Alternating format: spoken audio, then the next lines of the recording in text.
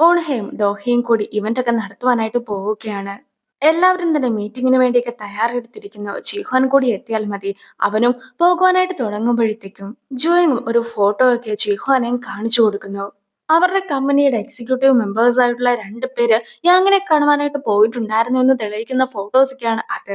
എന്തായാലും മീറ്റിങ്ങിനൊക്കെ ശേഷം ഇതിനെക്കുറിച്ചൊക്കെ കൂടുതലായിട്ടൊക്കെ അവരുമായിട്ട് നേരിട്ട് തന്നെ സംസാരിക്കാമെന്നൊക്കെ ജിഹ്വാനൻ തീരുമാനിക്കുന്നുണ്ട്. പക്ഷേ ഈ ഒരു സമയത്തായിരുന്നു അവരുടെ ഓഫീസിലേക്കൊക്കെ സിയോയും വലിയൊരു സംഘവും കൂടി എത്തിയിട്ടൊക്കെ ഉണ്ടായിരുന്നത്. അവരും നേരെ മീറ്റിംഗ് ഒക്കെ നടക്കുന്ന സ്ഥലത്തേക്കും കയറി ചെല്ലുന്നു. ജിഹ്വാന്റെ ടീം ഒന്ന് ദേഷ്യപ്പെടുവാനായിട്ട് തുടങ്ങുന്നുണ്ടെങ്കിലും സിയോയുടെ മുഖമൊക്കെ കണ്ട് കഴിയുമ്പോൾ തന്നെ അവരും ചെറുതായിട്ടൊന്ന് പേടിക്കുന്നൊക്കെയുണ്ട്. അതുകൂടാതെ അവരും ഈ ഒരു കാര്യങ്ങളെല്ലാം തന്നെ ഇപ്പോൾ ജിഹ്വാനെയും അതുപോലെ തന്നെ ജൂയിങ്ങിനെയും അറിയിക്കുന്നു. ജിഹ്വാനും മീറ്റിംഗ് ഒക്കെ നടക്കുന്ന റൂമിലേക്കൊക്കെ എത്തിയതിനു ശേഷം ജിഹ്വാന്റെ കമ്പനിയിൽ വർക്ക് ചെയ്യാത്ത എല്ലാവരും തന്നെ അവിടെ നിന്നും ഇറങ്ങി പോകണമെന്നൊക്കെ ആവശ്യപ്പെടുന്നുണ്ടെങ്കിലും ആരും തന്നെ പോകുവാനായിട്ട് കൂട്ടാക്കുന്നില്ല. പലരെയും കാണുവാനായിട്ടാണ് ഞാൻ ഈ ഒരു കമ്പനിയിലേക്ക് എത്തിയിട്ടുണ്ടായിരുന്നതെന്നൊക്കെ സിഒ പറയുമ്പോഴത്തേക്കും നേരത്തെ സിഒയുടെ കീഴിൽ വർക്ക് ചെയ്തിട്ടുണ്ടായിരുന്ന ഒരുപാട് ആൾക്കാര് സിഒയുടെ ക്ഷമയൊക്കെ ചോദിച്ചിട്ട് ഇനി ഈ കമ്പനിയിൽ വർക്ക് ചെയ്യുകയില്ല എന്ന രീതിക്കൊക്കെ സംസാരിക്കുകയാണ്. ഇത്രയും നാളും കമ്പനിയുടെ കൂടെയൊക്കെ നിന്നിട്ട് ഇപ്പോൾ സിയോനെ കണ്ടപ്പോഴത്തേക്കും വാക്കുമാറ്റി പറയുന്ന നിങ്ങളൊക്കെ ചതിയന്മാരാണെന്ന് മറ്റൊരാൾ പറയുമ്പോഴത്തേക്കും ശരിക്കും ചതിച്ചിട്ടുണ്ടായിരുന്നത് ജിഹ്വാൻ ആയിരുന്നു. ജിഹ്വാൻ സിയോനെ ചതിച്ചിട്ടാണ് ജയിലിലൊക്കെ കൊണ്ടുപോയിട്ടുണ്ടായിരുന്നതെന്നൊക്കെ പറഞ്ഞിട്ട് ബാക്കിയുള്ളവര് അങ്ങോട്ടും ഇങ്ങോട്ടും ഒക്കെ അടികൂടുകയാണ്. ജിഹോന്റെ കൂടെയുള്ള ആൾക്കാർ തന്നെ ഇതുപോലെ അടികൂടുന്നതൊക്കെ കാണുമ്പോഴത്തേക്കും സിയോ ചിരിക്കുന്നൊക്കെ ഉണ്ടായിരുന്നു. അങ്ങനെ ഇരിക്കെ ജിഹോനും അവിടെ ഉണ്ടായിരുന്ന ഒരു ക്ലാസ് ഒക്കെ എടുത്ത് പൊട്ടിച്ചതിന് ശേഷം മീറ്റിംഗ് ഒക്കെ പിരിച്ചുവിട്ടിരിക്കുന്നു. അതുകൊണ്ട് തന്നെ ഇവിടെ വർക്ക് ചെയ്യാത്ത ആൾക്കാരൊക്കെ ഇറങ്ങി പോകണമെന്നൊക്കെ പറയുമ്പോഴത്തേക്കും സിയോയും അവന്റെ ആൾക്കാരൊക്കെ കൂട്ടിക്കൊണ്ട് അവിടെ നിന്നും പോകുന്നു. ഗ്ലാസ് ഒക്കെ പൊട്ടിച്ചിട്ടുണ്ടായിരുന്നത് കൊണ്ട് തന്നെ ഇപ്പോൾ ജിഹോന്റെ കൈയൊക്കെ മുറിഞ്ഞിട്ട് കയ്യിൽ നിന്നും ചോരയൊക്കെ വീഴുന്നുമുണ്ട്. അങ്ങനെ ഇരിക്കെ മീറ്റിംഗ് ഒക്കെ അവസാനിച്ചത് കൊണ്ട് തന്നെ നേരത്തെ സിയോനെ കാണുവാനായിട്ട് പോയിട്ടുണ്ടായിരുന്ന 2 പേരുടെ അടുത്തേക്ക് ജിഹോനെ സംസാരിക്കുന്നു. നേരത്തെ ഞങ്ങൾക്ക് നിന്നെ വിശ്വാസമായിരുന്നു, അതുകൊണ്ടാണ് നിന്റെ കമ്പനിയിൽ ഞങ്ങൾ കൂടിയിട്ടുണ്ടായിരുന്നത്. പക്ഷെ ഇപ്പോൾ സിയോ തിരിച്ചു വന്നത് കൊണ്ട് തന്നെ ഞങ്ങൾക്ക് മൊത്തത്തിൽ പേടിയൊക്കെയാണ്. നിനക്കും സിയോനെ പേടിയല്ലേ? അതുകൊണ്ടല്ലേ നീയും സിയോനെ ജയിലിലേക്കൊക്കെ പറഞ്ഞയച്ചിട്ടുണ്ടായിരുന്നത്. സിയോ ജയിലിൽ പോകാതെ നിനക്കൊരിക്കലും അവന്റെ അടുത്ത് നിന്ന് രക്ഷപ്പെടുവാനായിട്ട് സാധിക്കുകയില്ല എന്നല്ലേ നീയും കരുതിയത്. ഞങ്ങളും അങ്ങനെ തന്നെയാണ് കരുതിയത്. എന്തായാലും ഇപ്പോൾ സിയോ തിരിച്ചു വന്നിരിക്കുന്നു. അവൻ ഞങ്ങളെ കൊല്ലുവാനായിട്ട് പോലും മടിക്കുകയില്ല. അതുകൊണ്ട് തന്നെ നിന്റെ അടുത്ത് നിന്ന് മാറിയിട്ട് അവന്റെ അടുത്തേക്കൊക്കെ പോകുവാനായിട്ടാണ് ഞങ്ങൾ തീരുമാനിച്ചിരിക്കുന്നതെന്നൊക്കെ പറഞ്ഞിട്ട് റെസിഗ്നേഷന് പോലും തയ്യാറായിട്ടൊക്കെ ആയിരുന്നു അവരും ഇരുന്നിട്ടുണ്ടായിരുന്നത്. ഇപ്പോൾ ഒരുപാട് ആൾക്കാരൊക്കെ വന്നിട്ട് റെസിഗ്നേഷൻ ലെറ്ററും കൊടുക്കുന്നു. സിയോ തിരിച്ച് ഓഫീസിലേക്കൊക്കെ മടങ്ങിയെത്തുന്ന സമയത്ത് യാങ്ങും സിയോയോട് ഒരു കാര്യമൊക്കെ പറയുകയാണ്. അതായത് ജിഹ്വാന് ഒരു പെൺകുട്ടീനെ ഇഷ്ടമാണ്. അവർ തമ്മിൽ ഒരുപാട് വർഷത്തെ കണക്ഷനൊക്കെ ഉണ്ട്. അതുകൂടാതെ ഇപ്പോൾ ആ പെൺകുട്ടി വെളിയിൽ വെച്ച് ഒരു ഇവന്റ് ഒക്കെ നടത്തുന്നുമുണ്ട്. ഈ ഒരു സമയത്ത് നമ്മൾ അവിടെ ചെന്നിട്ട് ആ ഒരു പെൺകുട്ടീനെ കിഡ്നാപ്പ് ഒക്കെ ചെയ്തിട്ട് ജിഹ്വാനെ ഭീഷണിപ്പെടുത്തുവാനായിട്ട് നമുക്ക് സാധിക്കുമെന്നാണ് അവൻ പറയുന്നത്. പക്ഷെ ഇതൊക്കെ കേൾക്കുമ്പോഴത്തേക്കും സിയോയ്ക്ക് ഒട്ടും തന്നെ ഇഷ്ടപ്പെടുന്നില്ല. നീയും ജിഹ്വാനും തമ്മിലുള്ള വ്യത്യാസം ഇതാണ്. നീ ഒട്ടും തന്നെ കൾച്ചർ ഇല്ലാത്തൊരു ഗുണ്ടയൊക്കെയാണ്. മാത്രമല്ല നിന്നെ പേരിനൊരു ലീഡർ ആക്കുവാനായിട്ട് മാത്രമേ സാധിക്കുകയുള്ളൂ. അതല്ലാതെ ലീഡറിന്റെ യാതൊരു വിധത്തിലുള്ള ഗുണവും നിനക്കില്ല. അതുകൊണ്ടാണ് ഞാനും ജിഹ്വാന് വേണ്ടി കാത്തിരിക്കുന്നതെന്നായിരുന്നു സിയോയുടെ മറുപടി. പക്ഷെ അതൊക്കെ കേൾക്കുമ്പോഴത്തേക്കും യാങ്ങിന് കൂടുതലായിട്ടൊക്കെ ദേഷ്യം തോന്നുന്നു.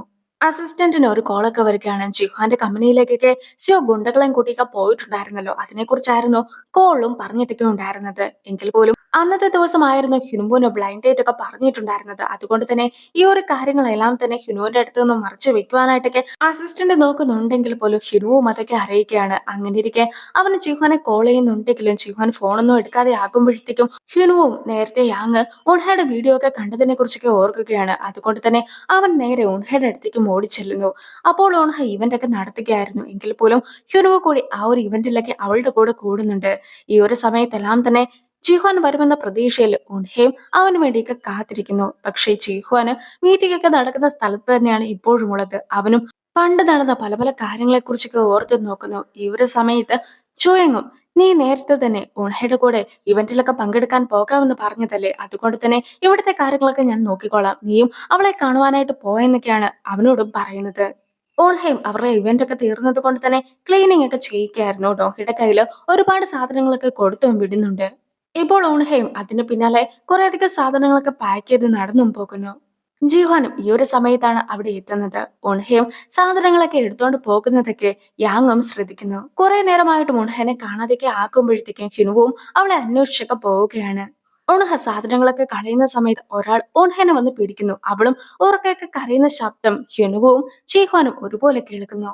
ഇപ്പോൾ യാങ്ങും ആ ഒരു സ്ഥലത്തേക്കൊക്കെ ഓടിയെത്തിയിട്ട് ഉൺഹയുടെ കൈയൊക്കെ പിടിച്ച് വലിച്ച് അവളെയും കൂട്ടിക്കൊണ്ടൊക്കെ പോകാനായിട്ട് ശ്രമിക്കുമ്പോഴത്തേക്കും ഇതൊക്കെ കണ്ടുകൊണ്ട് ഹ്യുനുവ് ഓടി വന്ന് യാങ്ങിനെ തല്ലിയൊക്കെ വീഴ്ത്തിക്കുകയാണ്. ഹ്യുനുവും ഉൺഹയ്ക്ക് എന്തെങ്കിലും സംഭവിച്ചോ എന്നൊക്കെ ചോദിച്ചു നിൽക്കുന്ന സമയത്ത് യാങ്ങിന്റെ കൂടെയുള്ള ഒരാളൊക്കെ ഇഷ്ടിക എടുത്തിട്ട് നമ്മുടെ ഉൺഹയുടെ തലക്കെട്ടൊക്കെ അടിക്കുവാനായിട്ട് ശ്രമിക്കുമ്പോഴത്തേക്കും ഹ്യുനുവും അവളെ മാറ്റിയൊക്കെ നിർത്തുന്നു. പക്ഷെ ഇത്തവണ അടിയൊക്കെ കൊണ്ടിട്ടുണ്ടായിരുന്നത് ഹ്യുനുവിന്റെ തലക്കെട്ടാണ്. ഹ്യുനുവിന്റെ തലയൊക്കെ പൊട്ടി ചോരയൊക്കെ വരുന്നത് കാണുമ്പോഴത്തേക്കും ഇത്രയും വേഗം ഇവിടെ നിന്നും ഓടി രക്ഷപ്പെട്ടോ എന്നൊക്കെ യാങ്ങും കൂടെ ഉണ്ടായിരുന്ന ആൾക്കാരുടെ അടുത്തൊക്കെ പറയുന്നുണ്ട്. ചീഹ്വാനും ആ ഒരു സ്ഥലത്തേക്ക് എത്തുമ്പോഴത്തേക്കും തലപൊട്ടി ചോരയൊക്കെ ഒലിക്കുന്ന ഹ്യുനുവിനെയും അതുപോലെ തന്നെ ഹ്യുനുവിന്റെ കൂടെ ഉണ്ടായിരുന്ന ഉൺഹേനെയുമാണ് അവനും കാണുന്നത്. ആ ഒരു സീനോട് കൂടിയാണ് ഈ ഒരു എപ്പിസോഡ് അവസാനിക്കുന്നത്. പിന്നെ അടുത്ത എപ്പിസോഡൊക്കെ തുടങ്ങുമ്പോഴത്തേക്കും യാങ്ങും നേരെ ഓടി ചെല്ലുന്നത് ജിഹ്വാന്റെ മുമ്പിലേക്കൊക്കെയാണ്. എന്നാൽ പിന്നെ അവനിട്ട് ഒരു കുത്തൊക്കെ കൊടുത്തേക്കാമെന്ന് വിചാരിച്ചുകൊണ്ട് യാങ്ങും കയ്യിലുണ്ടായിരുന്ന കത്തിയൊക്കെ എടുക്കുന്നുണ്ടെങ്കിൽ പോലും ജിഹ്വാനും യാങ്ങിനെ ഇടിച്ചൊക്കെ വീഴ്ത്തുന്നു. മാത്രമല്ല ഞാൻ നിന്നോട് ഞങ്ങളെ ശല്യം ചെയ്യരുത് എന്നൊക്കെ പറഞ്ഞതല്ലേ എന്നൊക്കെ ചോദിച്ചുകൊണ്ട് എത്രത്തോളം ദേഷ്യമൊക്കെ യാങ്ങിന്റെ അടുത്തുണ്ടായിരുന്നോ അതെല്ലാം തന്നെ ജിഹ്വാനും തീർക്കുകയാണ്. പിന്നെ പോലീസിനെയൊക്കെ അവർ നേരത്തെ തന്നെ വിളിച്ചിട്ടുണ്ടായിരുന്നു. അതുകൊണ്ട് തന്നെ പോലീസ് അവിടെ എത്തുമ്പോഴത്തേക്കും ജിഹ്വാൻ യാങ്ങിനായിട്ട് തല്ലുന്ന ദൃശ്യങ്ങളൊക്കെ ആയിരുന്നു പോലീസ് കണ്ടിട്ടുണ്ടായിരുന്നത്. സോ പോലീസും ഇപ്പോൾ ജിഹ്വാനെ പിടിച്ചൊക്കെ മാറ്റുന്നു. പിന്നീട് ഹോസ്പിറ്റലിലൊക്കെ ഇരിക്കുന്ന സമയത്ത് ഉൺഹയുടെ അടുത്ത് ജിഹ്വാനെ കുറിച്ചൊക്കെ ചോദിക്കുമ്പോഴത്തേക്കും ജിഹ്വാൻ കുറ്റവാളികളുടെ കൂടെ ഉണ്ടായിരുന്ന ഒരു വ്യക്തിയല്ല, മറിച്ച് ഞങ്ങളെ ഹെൽപ്പ് ചെയ്യുവാനായിട്ട് വന്ന ആളാണെന്നൊക്കെ അവളും പോലീസിന്റെ അടുത്തൊക്കെ മൊഴി കൊടുക്കുന്നു. പോലീസ് സ്റ്റേഷനിലൊക്കെ ഇരിക്കുന്ന സമയത്ത് ജിഹ്വാൻ എന്നെ തല്ലി കൊല്ലുവാനായിട്ട് ശ്രമിച്ചു എന്നൊക്കെ പറഞ്ഞിട്ടാണ് യാങ്ങോൻ സംസാരിക്കുന്നത്. അങ്ങനെ ഇരിക്കെ പോലീസും അവരുടെ പേരൊക്കെ വെച്ച് സെർച്ച് ചെയ്ത് നോക്കുമ്പോഴത്തേക്കുമാണ് കിറ്റി ഗാങ്ങിലെ ആളാണ് യാങ് എന്നും അതുപോലെ തന്നെ ബുൾഡോങ് ഗാങ്ങിലെ ആളാണ് ചീഹ്വാൻ എന്നുമുള്ള കാര്യമൊക്കെ അവരും മനസ്സിലാക്കുന്നത്. സോ രണ്ട് ഗുണ്ടാ ഗാങ് തമ്മിൽ അങ്ങോട്ടും ഇങ്ങോട്ടൊക്കെ അടിപിടി കൂടിയതായിരിക്കുമെന്നൊക്കെ പോലീസും വിചാരിക്കുന്നു. ഹ്യുനുവിന് വലിയ പ്രശ്നമൊന്നും വന്നിട്ടില്ല എങ്കിൽ പോലും ഒരു ദിവസത്തെ ഒബ്സർവേഷനൊക്കെയാണ് അവനോടും പറഞ്ഞിട്ടുള്ളത്. അങ്ങനെ ഇരിക്കെ ഓൺഹയും ഡോഹയും കൂടി അവനെ കാണുവാനായിട്ടൊക്കെ എത്തുമ്പോഴത്തേക്കും എനിക്കും വലിയ മുറിവൊന്നുമില്ല. അതുകൊണ്ട് തന്നെ യാങ് ഇപ്പോൾ പോലീസ് സ്റ്റേഷനിലേക്കല്ലേ ഉള്ളത്, ഞാനും ഒന്ന് പോലീസ് സ്റ്റേഷൻ വരെ പോവുകയാണെന്നൊക്കെ പറഞ്ഞിട്ട് അവനും പോലീസ് സ്റ്റേഷനിലേക്കൊക്കെ പോവുകയാണ്. പക്ഷെ ചീഹ്വാനും പോലീസ് സ്റ്റേഷനിലാണ് ഇപ്പോൾ ഉള്ളത്. അതുകൊണ്ട് തന്നെ ഞാനും നിന്റെ ഒപ്പം വരികയാണെന്നൊക്കെ ഉൺഹ പറയുന്നുണ്ടെങ്കിൽ പോലും ഈ ഒരു സമയത്ത് നീ പോലീസ് സ്റ്റേഷനിലേക്ക് വരണ്ട, ഞാൻ എല്ലാ കാര്യങ്ങളും നോക്കിക്കോളാം എന്നൊക്കെ പറഞ്ഞതിന് ശേഷം ഇപ്പോൾ ഹ്യുനുവും ഡോഹേനെയും ഉൺഹേനെയും ടാക്സിയിലൊക്കെ കയറ്റി വീട്ടിലേക്കും അയക്കുകയാണ്. എന്റെ മുഖത്തുള്ള മുറിവുകളൊക്കെ എത്രത്തോളം ബ്രൂട്ടലാണെന്ന് നീ മനസ്സിലാക്കിയില്ലേ? നീ ശരിക്കും ഒരു ഗാങ്സ്റ്റർ ആണ്. ഒരു ഗാങ്സ്റ്ററിന് ഒരിക്കലും മാറുവാനായിട്ട് സാധിക്കുകയില്ല. നീ എത്രത്തോളം സാധാരണ മനുഷ്യനായിട്ട് ഇരിക്കുവാനായിട്ട് ശ്രമിച്ചിട്ടുണ്ടെങ്കിലും നിന്റെ ഉള്ളിലുള്ളതൊന്നും തന്നെ മാറുകയില്ല എന്നൊക്കെ യാങ്ങും ഇപ്പോൾ ജിഹ്വാന്റെ അടുത്തൊക്കെ പറയുന്നുണ്ട്. ജോയിങ്ങും ജിഹ്വാന്റെ അഡ്വക്കേറ്റ് ആണെന്നൊക്കെ പറഞ്ഞുകൊണ്ട് പോലീസ് സ്റ്റേഷനിലേക്കൊക്കെ എത്തുകയാണ്. പക്ഷെ ഇതുവരെയായിട്ട് ഗാംഗിൽ എത്താത്തത് എന്തുകൊണ്ടാണെന്നൊക്കെ വിചാരിച്ചിരിക്കുകയായിരുന്നു യാങ്ങും. പക്ഷെ പിന്നീട് അവിടെ എത്തുന്നത് ഹ്യുനുവാണ്. അങ്ങനെ ഇരിക്കെ ഹ്യുനുവും പോലീസിന്റെ അടുത്തൊക്കെ സംസാരിക്കുന്നു. ഈ ഇരിക്കുന്ന യാങ് എന്റെ കൂടെ ഉണ്ടായിരുന്ന ഒരു പെൺകുട്ടീനെ തട്ടിക്കൊണ്ടു പോകാനായിട്ടൊക്കെ ശ്രമിച്ചു.